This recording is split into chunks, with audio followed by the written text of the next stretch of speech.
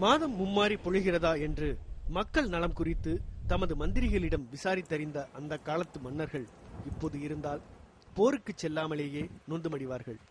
இப்போதெல்லாம் ஆண்டுக்கு கூட மும்மாறி பொழிவதில்லை. வானம் பார்த்த பூமிதான் என்றாலும் வாழ்வதற்கு விவசாயம் தவிர வேறு வழியில்லாத திருவண்ணாமலை, விழுப்புரம், சிவகங்கை போன்ற மாவட்டங்களில் இருந்து மக்கள் பிழைப்பு தேடி பெருநகரங்களுக்கு செல்ல வேண்டிய நெருக்கடிக்கு தள்ளப்பட்டுள்ளனர்.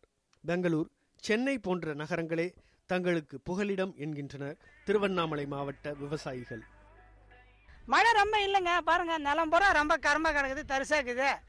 என்ன பண்றது, மழை இல்லாத என்ன பண்றது? இங்க உட்காந்து மழை இல்லாத காரணத்தினால என் கூட வேலை செஞ்சவங்க எல்லா பேருமே, கூட படித்தவங்க எல்லா பேருமே வெளியூர் வேலைக்கு போகிறாங்க. இங்கே மழை இல்லாத காரணத்தினால இன்னும் 2-3 நாளில் நானும் மெட்ராஸ் போயிடுவேன்.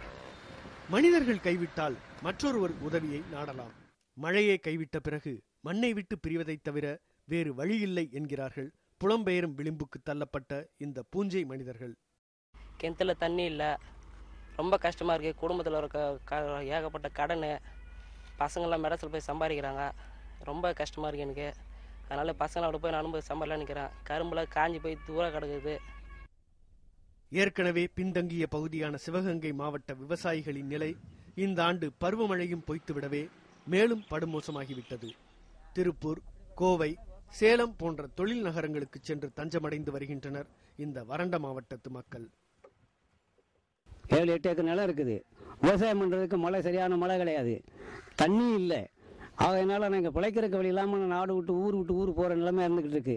சின்ன வயசில் 5 ஏக்கர் வச்சுருந்தோம், 300 மூடை எடுத்திருப்போம். ஆனால் இப்போ மழை தண்ணி இல்லாமல் ஒரு 50 மூடை கூட எடுக்க முடியல. கம்மாயெல்லாம் ஒரே வறட்சியாக இருக்குது.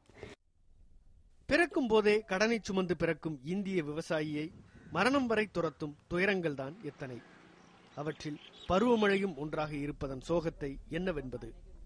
ஊருக்கே சோறு போடும் விவசாயிகள் பிழைப்பிற்காக ஊராய் அலையும் அவலத்திற்கு முடிவுதான் எப்போது? புதிய தலைமுறைக்காக செய்தியாளர்கள் கோவிந்தராஜுலு, நாசர் மற்றும் மேனா உலகநாதனுடன் முரளிதரன்.